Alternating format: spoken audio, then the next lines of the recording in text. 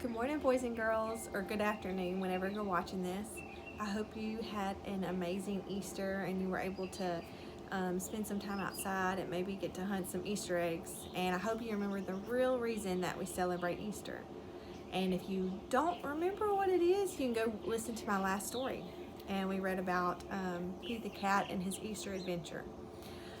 Today we're going to read a story, and it's about a tree. And I chose this story because before we got out of school, before all this crazy stuff happened, we were learning all about plants.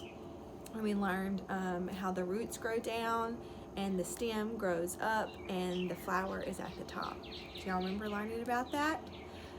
And so today we're going to read about a tree. Now, we're not learning about the roots and the stem or anything like that about the tree, but this is a really good story. And so for this story, I decided to sit outside today since we're talking about growing plants. So the story today is one of my favorites. It's called The Giving Tree.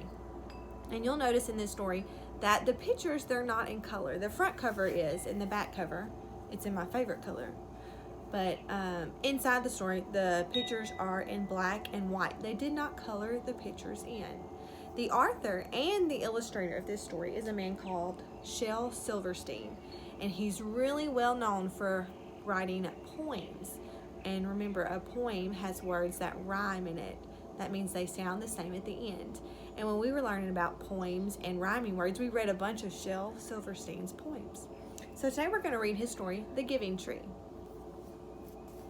As we read today, I want you to listen to the sequence or the order that the story happens. So what happens in the beginning, what happens in the middle, and what happens at the end. And at the end of our story, we'll talk about what happened in the beginning, in the middle, and the end. Okay? So, The Giving Tree by Shel Silverstein.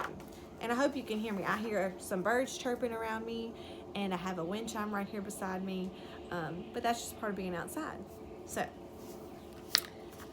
once there was a tree, and she loved a little boy.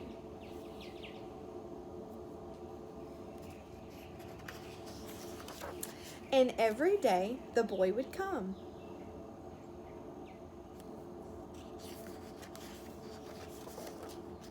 And he would gather her leaves.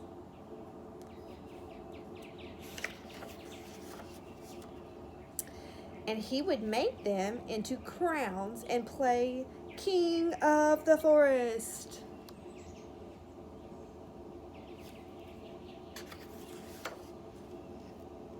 He would climb up her trunk.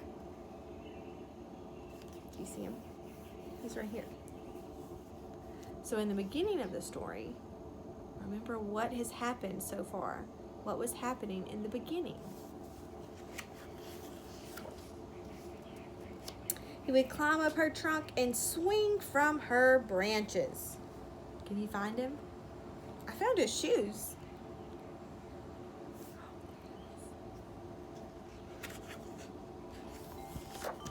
He would swing from her branches and eat apples.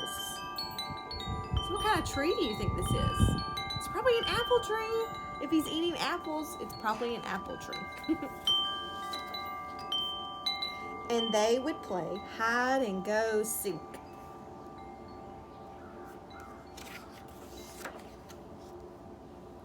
And when he was tired, he would sleep in her shade.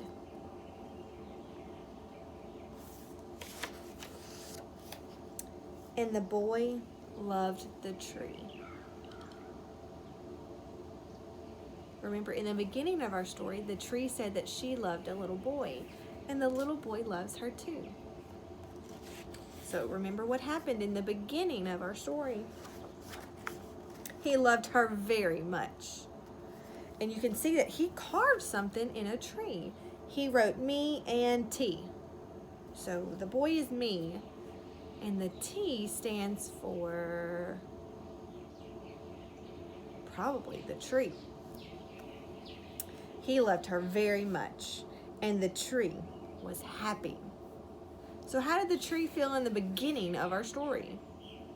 The tree was happy. It just told us. But time went by. How can we tell that time went by? Look at that boy. Does he look little anymore? He looks like he's getting bigger, don't you think? But time went by, and the boy grew older. Oh, look close. There's more than just 2 feet now, and there's 2 hearts. It says me and T. We knew that one. This one says something else. There's another heart.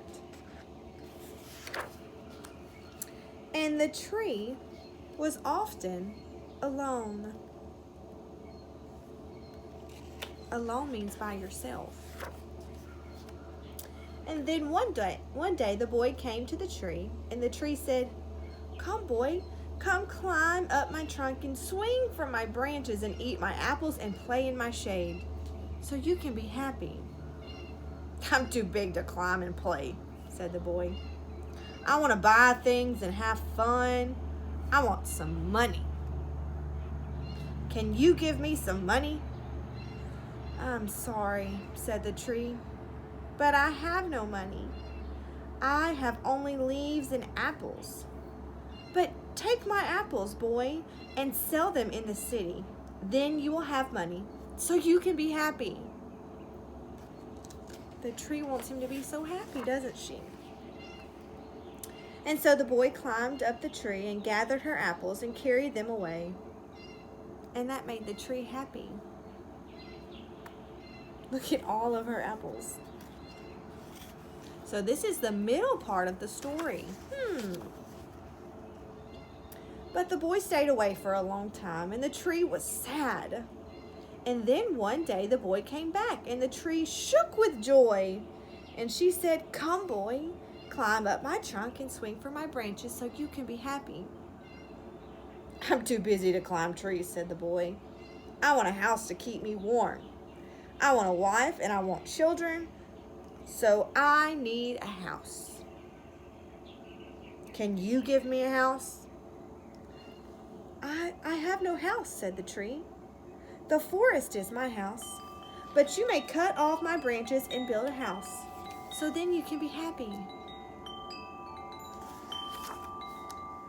And so the boy cut off her branches and carried them away to build his house.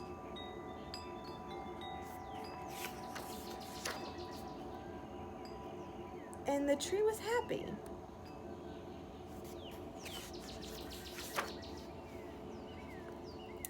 But the boy stayed away for a very long time. And when he came back, the tree was so happy she could hardly even speak. Come, boy," she whispered. "Come and play." "I'm too old and sad to play," said the boy. "I want a boat that will take me far away from here. Can you give me a boat?" he asked. Cut down my trunk and make a boat," said the tree. "Then you can sail away and be happy." So look at the boy now. Kind of looks like an old man, doesn't he? Time went by. Now this was all happening in the middle of our story. So think about that tree and what all she had to do in the middle of the story. She lost her apples, she lost her branches, and then she told him to cut her trunk down. And she did all of those things. Why? What was she trying to do? If you said she was trying to keep the boy happy, you're right. She wanted him to be happy. And so the boy cut down her trunk and made a boat and sailed away. Notice her heart is still there, though. And the tree was happy, but not really. So in the middle of our story, did the tree feel happy? It said, but not really. She wanted to be happy, but she really wasn't happy. She lost everything. She had given it all away to somebody else to make them happy. And after a very long time, The boy came back again. "I'm sorry, boy," said the tree, "but I have nothing left to give you." "My apples are gone." The boy said, "My teeth are too weak for apples." "My branches are gone."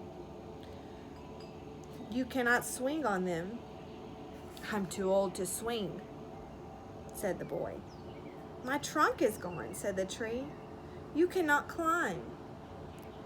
"I'm too tired to climb," said the boy. "I'm sorry," said the tree. "I wish that I could give you something, but I have nothing left to give. I am just an old stump. I'm so sorry." Remember, in the middle of our story, she gave away everything she had. So this is the end of our story. "I don't need very much now," said the boy. "Just a quiet place to sit and rest. I'm very tired." "Well," said the tree, straightening up herself as much as she could. "Well, I'm an old stump is good. Well, an old stump is good for sitting and resting. Come, boy, sit down. Sit down and rest." And the boy did. Is he a boy anymore? He's an old man. Time had passed, remember? And the tree was happy. The end. So in the end of our story, the tree had given everything away. But she was still happy because the boy came back and she could still help the boy, even though she had given away everything to him. So, see if you can tell your mom or your dad or your grandmother about what happened in the middle, in the beginning, in the middle, and in the end of our story. See if you can remember. This is a really good story. I hope you enjoyed it. I can't wait to read the next one to y'all on Wednesday. I love y'all. I'll see you on Wednesday. Bye.